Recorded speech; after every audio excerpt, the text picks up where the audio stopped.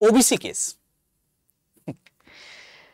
ভাবতে অবাক লাগছে, হাসি পাচ্ছে, এবং চারিদিকে এই জিনিসপত্রগুলো দেখে একটা শিক্ষক হিসাবে মনে একটা ঘৃণার উদ্বেগ হচ্ছে যে যেটার জন্য আজকে সমস্ত আমার ছাত্রছাত্রীরা বারবার উদ্বেগের মুখে পড়ছে। আজকে আন্দোলন, কালকে ধর্ণা, এই সমস্ত জিনিসপত্র কন্টিনিউ লেগেই রয়েছে। আজকে নবান্ন অভিযান, তো কালকে হচ্ছে কেপিসি ভবন অভিযান। তো এগুলো করে আলটিমেটলি কিছু লাভ হলো? দিনের শেষে একটাই অজুহাত, ওবিসি কেস এখন চলছে, ওবিসি কেস না মিটলে আমরা কোনো রিক্রুটমেন্ট করতে পারবো না। তাহলে আজকে যারা মানে পিএসসি ওরিয়েন্টেড পড়াশোনা করছে, তাহলে আজকে তাদের জীবন পুরোপুরি বিপন্ন। এবং তোমরা দেখেছো নিশ্চয়ই লাস্ট 10 বছর ধরে কোনো এসএসসি রিক্রুটমেন্ট নেই যেখানে হিউজ পরিমাণ ভ্যাকেন্সি ছিল। তোমাদের বাবা আমি প্রথম দিন থেকে বলে এসেছি, যদি তোমার বয়স থেকে থাকে তাহলে সবার প্রথম তুমি যেটা মানে ফোকাস করা উচিত তোমার, সেটা হচ্ছে সেন্ট্রাল গভর্নমেন্টের এক্সামে। তোমাদের আমি একদম দেখিয়ে দিচ্ছি, এইটা হচ্ছে ওবিসি কেসের ডায়েরি। তোমরা খুব ভালো করেই জানো 18 তারিখ অর্থাৎ 18ই মার্চ তোমাদের কিন্তু এই ওবিসি কেসের লিস্টটা সুপ্রিম কোর্টের জাজমেন্টে এলো, এবং সেখানে কি বলা হলো, আমাদের একটা সার্ভে দরকার, সেই সার্ভের জন্য আমাদের 3 মাস টাইম লাগবে। হাস্যকর বিষয় হচ্ছে এটাই যে আজকে মিসলেনিয়াস, আজকে ক্লার্কশিপ, এই দুখানা পরীক্ষা যেখানে অলরেডি হয়ে গেছে, তাদের মেন্সের ডেট পর্যন্ত দিয়ে দিয়েছে। এবং সবচেয়ে বড় কথা হচ্ছে এই বাকি নতুন রিক্রুটমেন্ট হবে, অর্থাৎ ডাব্লিউবিসিএস যেখানে পরীক্ষা হবে বলেছে 7ই সেপ্টেম্বর, মিসলেনিয়াস আবার নতুন করে বেরিয়ে বলেছে 23শে তোমার হচ্ছে নভেম্বর, ক্লার্কশিপ আবার নতুন করে বেরিয়ে তার নাকি প্রিলিমস হবে হচ্ছে 28শে ডিসেম্বর, এবং আইডিও মোটর ভেহিকেল ইন্সপেক্টর নাকি বেরোবে। এরকম একটা বড় সড়ো ক্যালেন্ডার তারা বার করে জানিয়ে দেয় আমাদেরকে যে এই সমস্ত জিনিসপত্র আমাদের নতুন করে ঘটতে চলেছে। খুব স্বাভাবিক বিষয়, স্টুডেন্টদের মতো করে টিচারদের মনেও একটা আশার উদ্বেগ করেছিলেন, না আলটিমেটলি স্টুডেন্টরা এবার চাকরি পাবে, এবং তারা এই যে প্রতি মুহূর্তে তাদের লাঞ্ছনার শিকার হতে হচ্ছে, এই প্রত্যেকটা এই মতো অবস্থা না, এই মতো অবস্থা যারা আলটিমেটলি সিচুয়েশনটাকে ফেস করছে তারা বুঝতে পারে। চারিদিকে যে তোমার কটূক্তি করার জন্য চারিদিকে প্রচুর লোক দাঁড়িয়ে রয়েছে, এই অবস্থাগুলো কেউ বুঝবে না, এই অবস্থাগুলো তোমাকেই বুঝতে হবে। এই পজিশনেও তাদের সামনে এসে পাশের বাড়ি কাকু এসে বলে যাবে, কিরে বয়স তো হয়ে গেছে, বিয়েটা করে ফেল, আর কদিন অপেক্ষা করে বসে থাকবি? ছেলেদের ক্ষেত্রে সেটা বলার উপায় নেই, কারণ তাদেরকে কিছু কর্মটা করে খেতে হবে। কিরে আমার বাবু তো ওইখানে চলে গেছে, তুই কি এখনো বসে থাকবি? কিছু কি করে উঠতে পারলি না? আমি বুঝতে পারি একটা ছাত্র একটা ছাত্রীর কাছে এটা কি ধরনের একটা প্রহসন হতে পারে, একটা কি ধরনের অপমান মার্কা জিনিসপত্র, একটা কি ধরনের লাঞ্ছনা মার্কা জিনিসপত্র হতে পারে। আজকে তাদের সামনে, আজকে তাদের কাছে এই সমস্ত জিনিসপত্রগুলো বাধা হয়ে দাঁড়াচ্ছে, এবং প্রত্যেকটা মুহূর্তে একটা কথাই বলা হচ্ছে যে এই যে ভ্যাকেন্সি গুলো হয়ে গেছে, যেগুলো অলরেডি মাঝপথে রয়েছে, যাদের মেন্স হওয়ার কথা রয়েছে, সেই মেন্স গুলো পর্যন্ত আজকে ঝিমিয়ে রয়েছে। কিসের জন্য?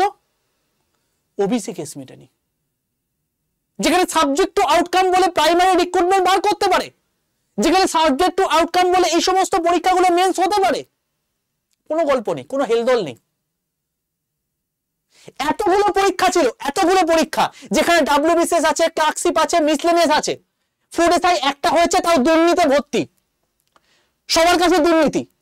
পরীক্ষা হওয়ার আগে মানে পেপার চারিদিকে সোশ্যাল মিডিয়ায় ঘুরে বেড়াচ্ছে। এছাড়া এই যে কেপিএস, আইডিও, এমবিআই, পঞ্চায়েত, গ্রুপ সিটি, এই আর স্কুল সার্ভিস কমিশন, সব তো এখন বিলুপ্ত প্রায়। ঠিক আছে, তো এই যে কন্ডিশন হয়ে গেছে না, এই কন্ডিশন থেকে তোমাদেরকে বেরোতে হবে। এবং সবচেয়ে বড় কথা, একজন টিচার হিসাবে আমার খুব খারাপ লাগে, আগের দিন 2-3 জন আমাকে মেসেজ করেছে, স্যার আমি না টিউশন পড়িয়ে নিজেকে সার্ভাইভ করে থাকি। আপনাদের ভিডিও দেখে আজকে পঞ্চায়েতের যে ফর্ম ফিল আপ হয়েছিল সেই ফর্ম ফিল আপের মধ্যে যেটা সবচেয়ে বেশি পরিমাণ ভ্যাকেন্সি ছিল 1 নম্বর পোস্টটা, সেটা আমি ফর্ম ফিল আপ করেছিলাম। সেখানে আমার প্রায় 600 কত টাকা লেগেছিল। সেই মানে হঠাৎ করে আজকে নোটিফিকেশন দিয়ে বললো যে সেটা পুরোপুরি ক্যান্সেল হয়ে গেছে। আমি কি টাকাটা ফেরত পাবো?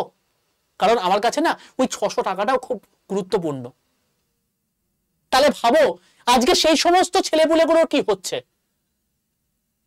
আজকে সেই ছেলেগুলো, আজকে তাদের সামনে প্রহসন চলে আসছে, আজকে তাদের সামনে বারবার করে এই জিনিসপত্রগুলো শুনতে হচ্ছে।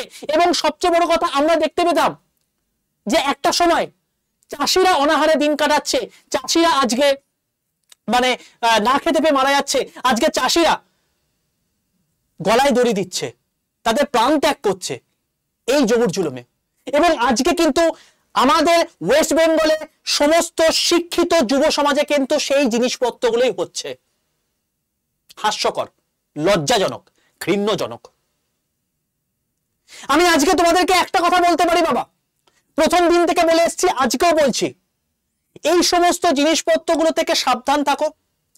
যদি তোমার আজকে বয়স থেকে থাকে, আমি সব থেকে একটা কথা সবার প্রথমে বলবো তোমাদেরকে, একদম বলে যাচ্ছি, আজকেও বলে যাচ্ছি, আপ টু 30 বছর পর্যন্ত যদি তোমার বয়স থাকে, সেন্ট্রাল গভর্নমেন্ট এক্সাম গুলোকে প্লিজ ট্রাই করো, প্লিজ প্লিজ।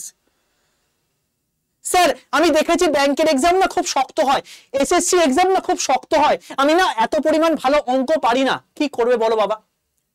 আজকে যদি এই জায়গায়, আজকে এই রাজ্যে যদি এরকম টাইপের যদি এই জিনিসপত্রগুলো হয়ে থাকে এবং তার জন্য যদি রিক্রুটমেন্ট না হয়, তুমি কিছু করতে পারবে? তোমার কাছে আজকে অপশন কি রয়েছে? তোমার কাছে আজকে অপশন রয়েছে, হয় আমি আজকে বাঁচবো, নয় আজকে মরবো। তোমার জীবনে কোনো অপশন নেই আমি অন্য কিছু চুজ করবো বলে। তাই তুমি কি কিছু এখন চুজ করতে পারবে যে আমার না অঙ্কটা শক্ত লাগে সেই জন্য আমি করতে পারছি না, আমার না ইংলিশটা শক্ত লাগছে সেই জন্য করতে পারছি না? তাও ইংলিশ যদি শক্ত লাগে তার জন্য ব্যবস্থা রয়েছে, সেটা হচ্ছে রেলওয়ে। রেলওয়ের সমস্ত পরীক্ষা এখন ইংলিশ ছাড়াই তুমি পরীক্ষা দিতে পারো, বরাবরই পারতে। তাই আমি একটা কথাই বলবো, যাদের বয়স 30 পর্যন্ত রয়েছে, প্লিজ প্লিজ প্লিজ রিকোয়েস্ট করছি, প্রত্যেকে ব্যাংক বা এসএসসি বা রেল মুভ করে যাও, সেখানে পড়াশোনা করো অ্যাজ আ টিচার। আমি বারবার করে তোমাদেরকে সঠিক পরামর্শ দেওয়া আমার উদ্দেশ্য। এরকম চারিদিকে থাম্বনেল দেখতে হবে, কি হলো আজকে ওবিসির আপডেট, কি হলো আজকে পরীক্ষার মানে মানে ডেট ঘোষণার বিষয়, কি নতুন কি আপডেট এলো, এই টাইপের অনেক কিছু জিনিস দেখতে পাবে। এখান থেকে প্ররোচিত হয়েও না।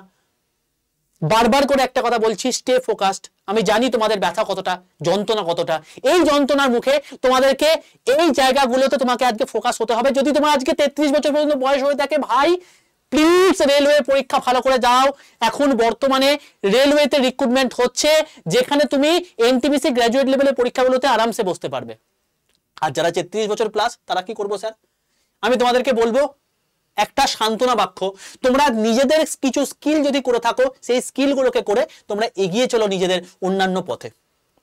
কারণ এই যে পরীক্ষাগুলো আছে না, এই যে স্বপ্ন দেখেছো যে এই পরীক্ষাগুলো তোমার একদিন হবে, হয়তো একদিন হবে, কিন্তু যখন হবে না, তোমার হয়তো অনেকের বয়স 40 পেরিয়ে যাবে, অনেকের বয়স তোমার হচ্ছে মানে অনেক কিছু হয়ে যাবে, অনেক কিছু হয়ে যাবে। কারণ সবাই তো আর এসসি এসটি ওবিসি নয় যে সেখানে 35 বছর পর্যন্ত, 5 বছর পর্যন্ত ছাড় পাবে, 3 বছর পর্যন্ত ছাড় পাবে। এই তো গল্প হয় না না।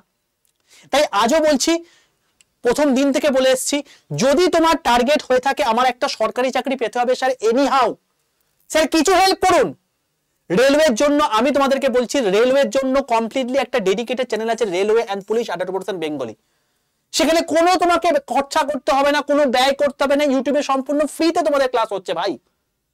ইউটিউবে গিয়ে সার্চ করো রেলওয়ে অ্যান্ড পুলিশ 100% বেঙ্গলি, এই চ্যানেলটা ঘুরাও, চ্যানেলটাকে সাবস্ক্রাইব করো, চ্যানেলটাকে সাবস্ক্রাইব করে পাশে থাকা বেল আইকনটা ক্লিক করে রাখো। প্রত্যেকদিন 11টা 15 সময় রেলওয়েতে এনটিপিসিতে যা যা জিনিসপত্র হচ্ছে, যা যা জিনিস দরকার সবকিছু তোমাদেরকে এখানে করিয়ে দিচ্ছি।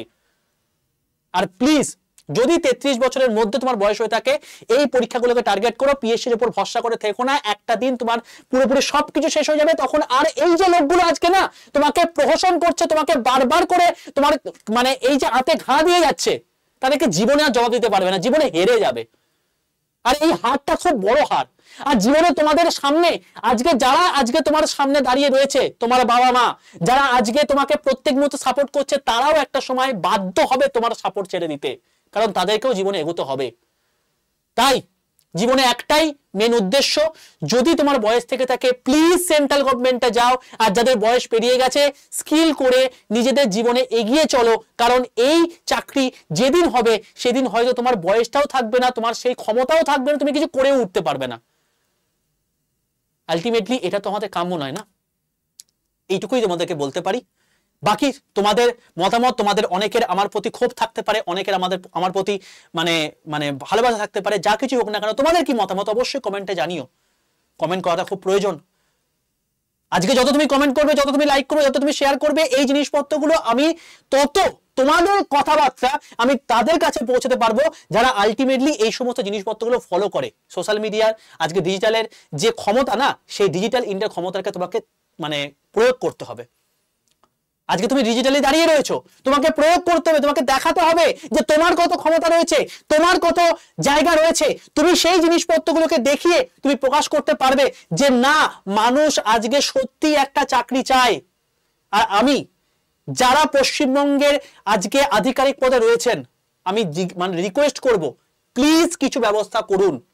জানি আপনাদেরও কিছু সময় একটা হাত পা বাঁধা থাকে, প্লিজ কিছু এই ছাত্রছাত্রীর জন্য ব্যবস্থা করুন, কারণ আপনারও ছেলে আপনারও মেয়ে বড় হবে, তাদেরকেও চাকরি পেতে হবে। একদিন না হলে সব শেষ হয়ে যাবে, কিচ্ছু থাকবে না, এইভাবে সবকিছু চলতে পারে না। ঠিক আছে, এইটুকুই বলতে পারি। আর একটা কথা বলে রাখি, যারা এখনো পর্যন্ত এই চ্যানেলটাকে সাবস্ক্রাইব করেনি, প্রত্যেকটা চ্যানেলটাকে সাবস্ক্রাইব করে পাশে থাকা বেল আইকনটা ক্লিক করে রাখো। এই বয়সের মধ্যে হয়ে থাকলে তুমি অতি অবশ্যই এই জায়গাগুলোতে মুভ করে যাও। আর যদি আমার হোয়াটসঅ্যাপ গ্রুপে যুক্ত না থেকে থাকো, 62 91 95 4979 এটা হচ্ছে আমার হোয়াটসঅ্যাপ নাম্বার। হোয়াটসঅ্যাপ নাম্বারে হাই লিখে পাঠিয়ে দেখবে তোমার কাছে দুটো হোয়াটসঅ্যাপ গ্রুপের লিঙ্ক চলে গেছে, সেই লিঙ্কটায় ক্লিক করে প্রত্যেকে হোয়াটসঅ্যাপে যুক্ত হয়ে যাও। এটা সম্পূর্ণ ফ্রি হোয়াটসঅ্যাপ গ্রুপ। এখানে তোমাদের প্রত্যেকদিন ক্লাসের পিডিএফ, তার সঙ্গে সঙ্গে প্রত্যেকদিন ক্লাসের নোটস সবকিছু তোমাদেরকে প্রোভাইড করে থাকি। জীবনে এগিয়ে চলো, না হলে সত্যি বলছি খুব দুর্বিষহ দিন আসতে চলেছে। এই সান্ত্বনা ছাড়া আর কিচ্ছু বলতে পারি না। সেন্ট্রাল গভর্নমেন্টে ফোকাস করো, এখন তোমার মানে মেন উদ্দেশ্য হয় বাঁচবো নয় মরবো। আজকে অপশন নেই, আজকে তোমার কাছে কিছু অপশন যদি থাকতো তাহলে বলতাম যে অবশ্যই একটা চাকরি নিয়ে বেরিয়ে চলে যাও, বাট যেহেতু অপশন নেই তাই তোমাকে নিজের যে মানে কমফোর্ট জোন, সেই কমফোর্ট জোন থেকে বেরিয়ে চাকরি পেতে হবে। বাকি তোমাদের কি মতামত কমেন্টে জানিও, এবং অতি অবশ্যই সেশনটাকে লাইক করে বন্ধুদের মধ্যে শেয়ার করো। আমি অনুরোধ করছি ওয়েস্ট বেঙ্গলের প্রত্যেকটা আধিকারিককে, আপনারা কিছু ব্যবস্থা করুন। আপনাদের সেই ক্ষমতা রয়েছে, যে ক্ষমতাগুলো আপনি প্রয়োগ করলে আলটিমেটলি কিছু একটা চাপ সৃষ্টি হতে পারে, যে চাপ সৃষ্টির মাধ্যমে যে পরীক্ষাগুলো এখন বর্তমানে ঝুলে রয়েছে সেগুলো অ্যাটলিস্ট হয়ে যাক, কারণ আলটিমেটলি অনেক কিছু হতে পারে। এত অজুহাত দেবেন না, কারণ আপনাদেরও আজকে ছেলে মেয়ে বড় হচ্ছে, তাদেরও চাকরির দরকার। চলো, ভালো থেকো।